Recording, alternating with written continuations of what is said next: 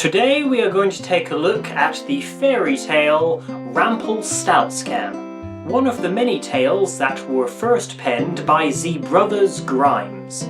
Perhaps you have heard of some other stories they writted doon. Little Red Riding Rabbit, Snog Wheat, Treehouse of Horror XI. What do all of those have in common?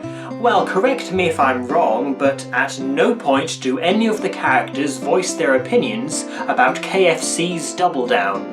A stance we can only assume the Butters Grimm took because of the great chicken shortage of 8:15. Actually, Rumpty Tumpky was apparently written by Vera Southgate, as was probably every other children's book, from Harry Potter to the Texas Chainsaw Massacre.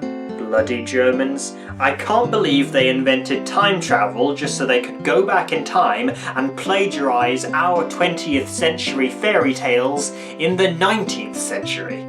Anyway, this piece of art used to terrify me more than Sleeping Beauty's luring Aurora to the sharp spinning wheel scene. Seriously though, the illustrations by Eric Winter are brilliant, very detailed and very lifelike. Almost seems a crime that I'm about to take the mickey out of them. Then again, the Ladybird Bukov series is already a few years ahead of me on that. Once upon a time, there was a poor miller who had one beautiful daughter. He had 7 in total, and their names were Happy, Flabby, Shabby, Blandy, Tipsy, Chewy, Dopey, and Bitch.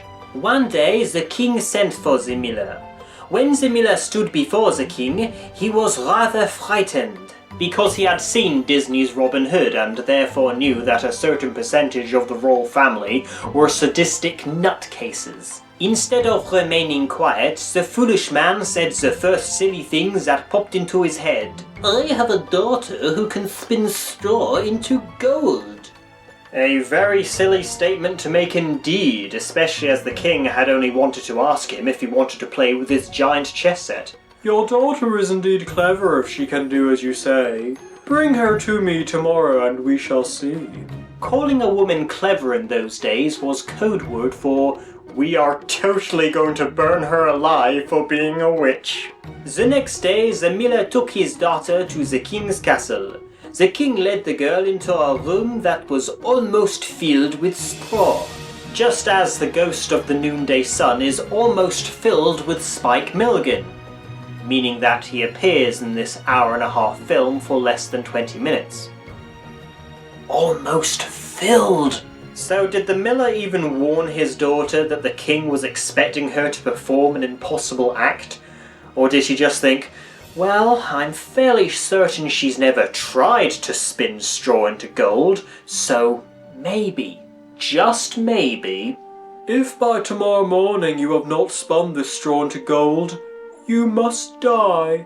Threatening to kill innocent people was the king's way of compensating for the fact that he was barely taller than a door handle. So Millet's daughter sat down on the stool and gazed at all the straw. She did not know what to do. She hid her face in her hands and wept. Crybaby. The door flew open, and in came the strangest little man she had ever seen. OMG, it's Louis Dufinesse! Or a clean-shaven Joe Dalton. "Good evening, Mistress Miller. Why are you crying?" "I have to spin all this straw into gold, and I do not know how to do it." If only she'd taken that implausible sorcery college course. Vermin Supreme is one of the tutors. "But I do," said the mannequin. "That's heightest. What will you give me if I spin it for you?" "My necklace." Fortunately, the Munchkin's brother's birthday was coming up, and he was a collector of exquisite anal beads. 3 times round and 1 reel was full, and so it went on all night. It's just that easy! By morning all the straw was spun, whereupon the little man disappeared. At sunrise the king arrived. He was astonished and more than delighted to see so much gold. Yet he was not satisfied. The sight of the gold only made him more greedy. He lived on a diet of rubies and silk. He took the miller's daughter to a second room. It too was filled of straw. Again, the king told the girl that if all the straw was not spun into gold before next morning, she must die. When she was left all alone, the girl began to cry. On the bright side, judging by the length of your braided hair, you could always use it as a noose. Good afternoon, everybody. What will you give me if I spin this straw into gold? The ring on my finger. A better question would be, if the king keeps locking this door behind him, how do I keep getting in here? You spin me right round, baby, right round. Then once more he disappeared. And so the king used the gold to buy more straw.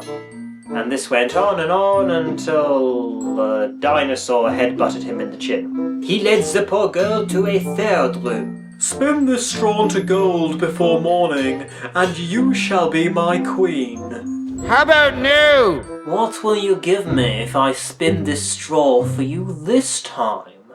A better question would be, if these rooms have only contained straw, a spindle, and a stool, where have you been relieving yourself of your stools? You crap out of the window! Alas, I have nothing more I can give. Then promise me that if you become queen, you will give me your first child.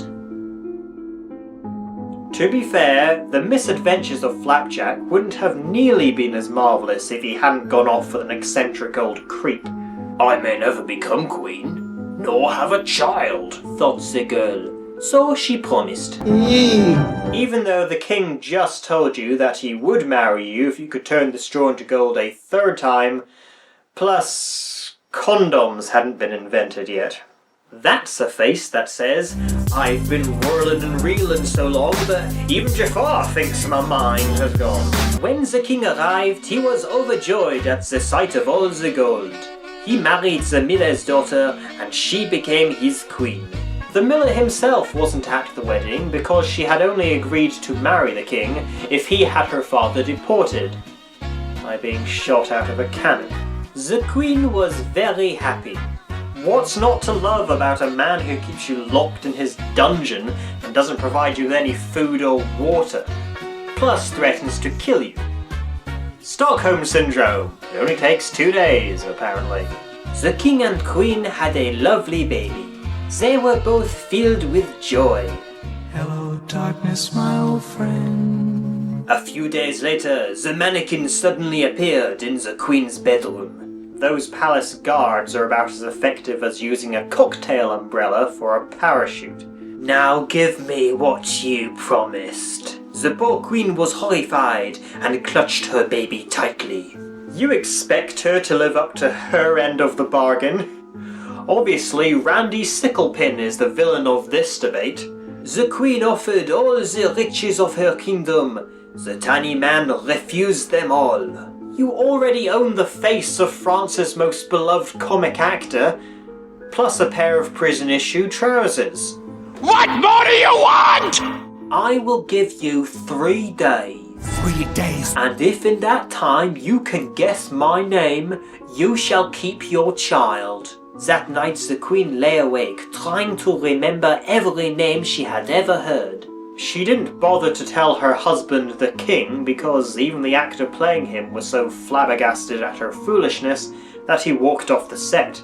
In the morning the queen sent for a messenger. She told him to ride all over the country, collecting all the boys' names he could find. Messenger Pat, Messenger Pat, Messenger Pat, and his horse named Jack. When the little man came the next day, the queen repeated her long list of names. Macaulay Culkin, John Le Mesurier, Ramsay Nesbitt, Norman Ramdan. But after each name, the mannequin said, "No, that is not my name." In hindsight, she should have had a couple of guards hide in her room, and then when you-know-who showed up, they could have smeared him with margarine.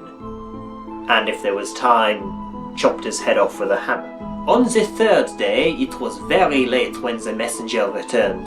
The ferry from Germany to Czechoslovakia had been delayed by 3 flocks of French hens. I get it. As I came to a high mountain, I saw a little house. The queerest little man was hopping and jumping around. And this is what he was singing. Although today I brew and bake, tomorrow the queen's own child I'll take. This guessing game she'll never win, for my name is Rumpelstiltskin. What's going on with you? What are you talking about? You sound insane. On hearing this, the queen clapped her hands with joy. By the way, am I getting paid for this? No.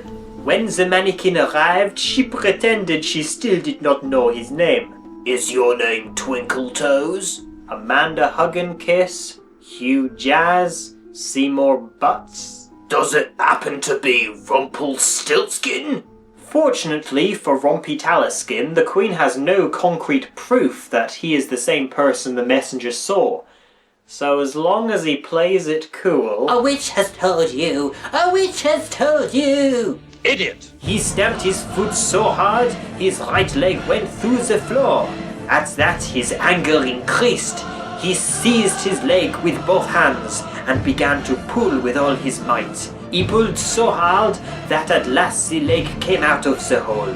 Truly a most thrilling climactic action sequence, on par with Blade Runner 2. Then Rumpelstiltskin stomped furiously out of the room and was never heard of again.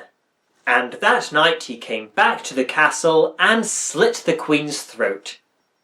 And raped the baby. Vigorously and repugnantly.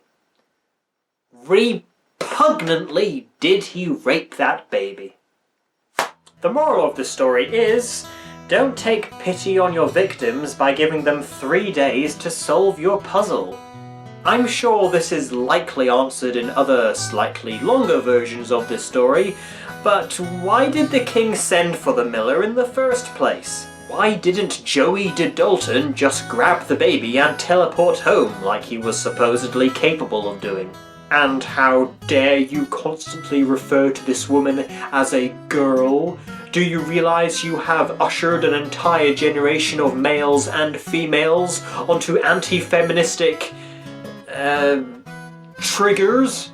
But perhaps the biggest question of all, is this a sequel or a prequel to Shrek Forever After?